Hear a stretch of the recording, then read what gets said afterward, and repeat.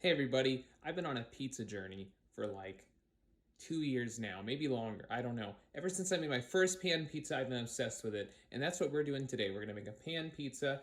My name is Ross, this is the Pan Foolery channel. Welcome, let's get into it.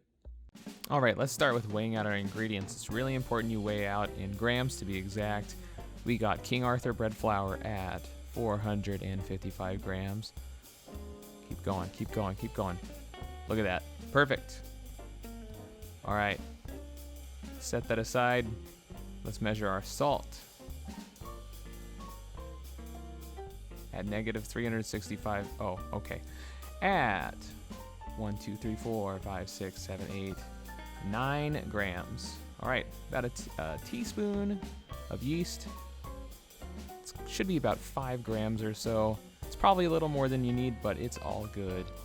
All right, now let's weigh out our water. Should be about 319 grams. Ready? Check us out.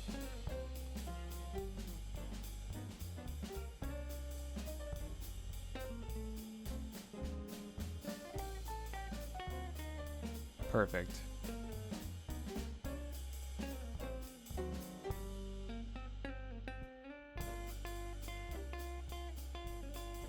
All right, we're going in with our yeast now. You can just mix it with the dry flour if you want and the salt, and then just add your water.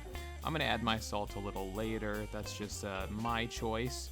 And I have that little green thing on the side there as I mix with my hands. You're gonna see me use that to scrape down the sides of the bowl just like that.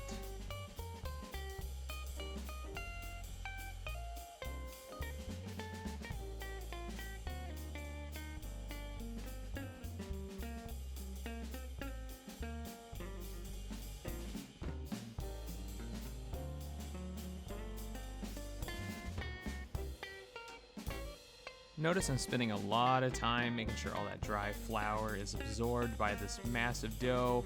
See, I'm sprinkling some on top. I'm gonna scrape my fingers off, scrape off the sides of the bowl.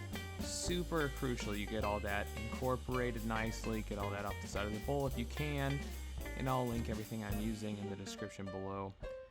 I'm choosing to add the salt next instead of doing it before. That's kind of more in a bread making style fashion. However, you can add it all together in the bowl. If you're using a stand mixer, I encourage you to do that. And I'm just gonna spend some time making sure all this salt is incorporated. I have a bowl of water here to keep this dough from sticking to my hands. Just wetting my hands every once in a while. If the dough gets too sticky while you're kneading it like so, see how I'm just like shaking it, stretching it, folding it over on itself. If it gets too sticky, you can always throw a towel on it, come back to it in 5 minutes. No one is forcing you to finish it right away. You can keep this whole process contained to the bowl and just keep working until it gets a little drier. Don't add any extra flour at this stage and just keep kneading away till it gets nice and smooth.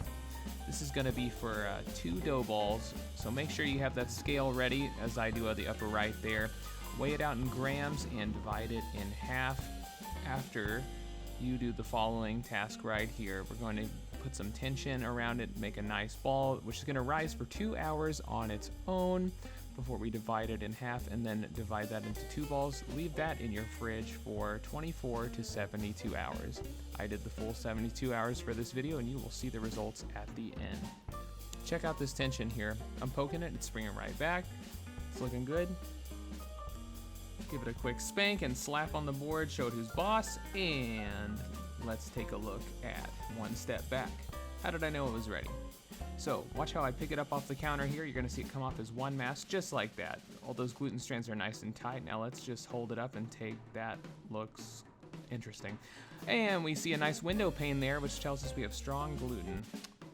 Let's go on to the sauce here. That's a can of San Marzano tomatoes. I got a sieve there to get rid of all that extra water. All right, as we're drying those out, as a side note, you don't have to cook this sauce. It's gonna cook in the oven with everything else, so no worries about that. You're gonna see me just put this in my high-powered blender with some salt. You can use a few pulses if you want it a little chunkier. It's all good. You don't have to crush it with your hands like I did. I was just getting out a little extra water. That is my choice. You don't have to get your hands dirty unless you're game for that.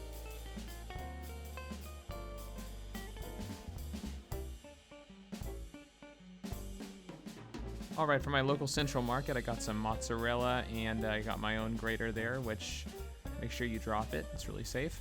All right, I'm gonna grate this myself, so you can get these long strands, and shake it, buddy. There you go.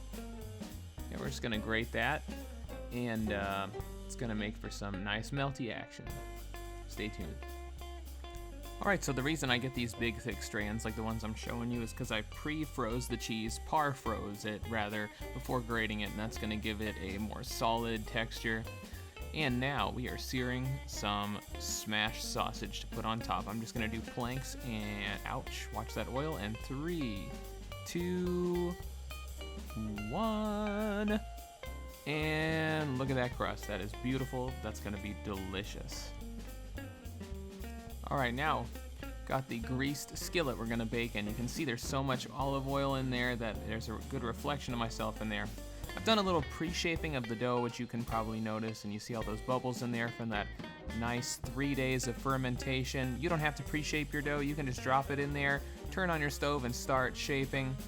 You'll feel the warmth underneath when it's starting to cook, and give it a second. Make sure it gets crispy on the bottom before you put it in. You'll see some steam coming up from the bottom of this soon, which will be a pretty good indicator. There's my pre-shredded cheese. Make sure you drop a little on your cooktop.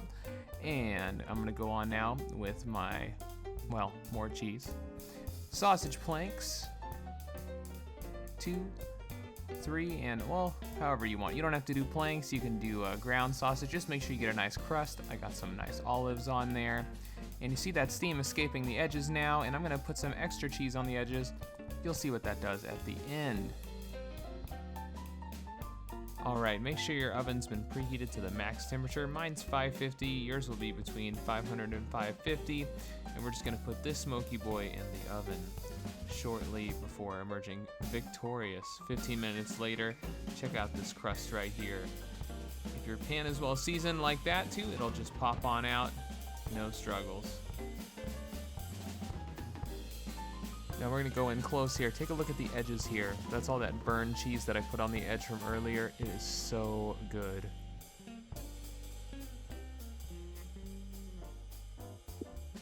Thanks again so much for watching my video. If you have any questions, leave a comment down below. If you learned something, leave a like, and I will see you next time.